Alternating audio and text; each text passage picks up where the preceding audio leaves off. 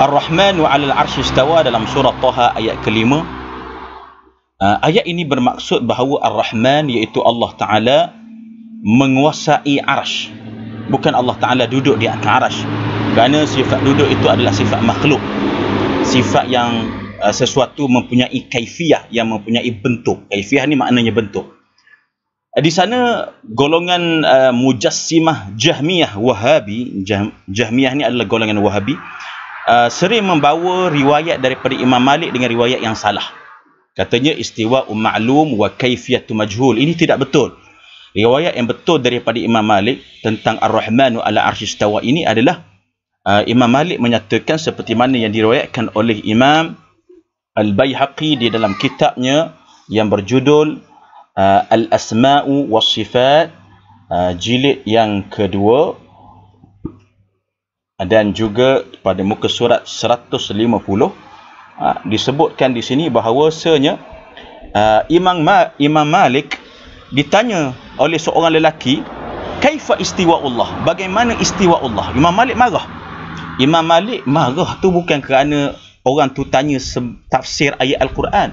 Tidak mungkin seorang imam yang hebat dia marah orang tanya tafsir Al-Quran, sama ada dia jawab ataupun dia kata tak tahu. Tapi Imam Malik marah kenapa? Kerana orang itu tanya kaifa, iaitu bagaimana bentuk istiwa Allah. Sebab itu Imam Malik kata dalam riwayat yang sahih adalah, dia kata Ar-Rahmanu 'alal 'arsy istawa kama wasafa nafsahu wa la yuqalu kaif wa kaifu anhu marfu'. Tidak boleh kita kata kaif bagi Allah, bentuk bagi Allah, kerana bentuk bagi Allah itu adalah terangkat, iaitu tertolak sama sekali bentuk bagi Allah. Jadi riwayat yang sahih daripada Imam Malik adalah istiwa'u Ar-Rahmanu 'ala 'arsy istawa kama wasafa nafsahu wa la yuqalu kaif wa kaifu anhu marfu'.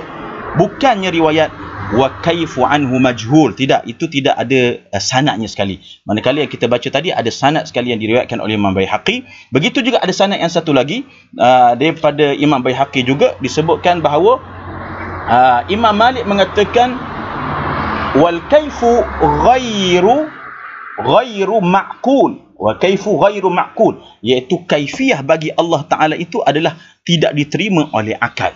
Jadi yang Imam Malik marah bukan kerana orang tu tafsir ayat Quran, tanya tentang tafsir Al-Quran, tetapi Imam Malik marah kerana orang tu tanya bagaimana istiwa Allah. Kita tak boleh kata Allah Ta'ala ni bagaimana, kerana bagaimana itu bermaksud istiwa yang ada bagaimana tu, istiwa yang ada duduk, istiwa yang bertempat, istiwa yang memerlukan kepada makhluk. Itu mustahil bagi Allah. Itulah yang ada kaifiyah. Yang inilah yang dinafikan oleh Imam Malik radhiyallahu anhu. Jadi akidah kita seperti mana akidah ulama mazhab 4 bahawa Allah Ta'ala berfirman di dalam Al-Quran Ar-Rahmanu 'alal 'arsy istawa, dengan erti kata apa? Ar-Rahman iaitu Allah Ta'ala menguasai ke atas arasy, dan bukannya duduk di atas arasy, bukannya bersemayam di atas arasy, bukannya bertempat di atas arasy, kerana Allah Ta'ala yang mencipta arasy. Mana mungkin Allah Ta'ala memerlukan kepada makhluknya. Allah ada tanpa bertempat.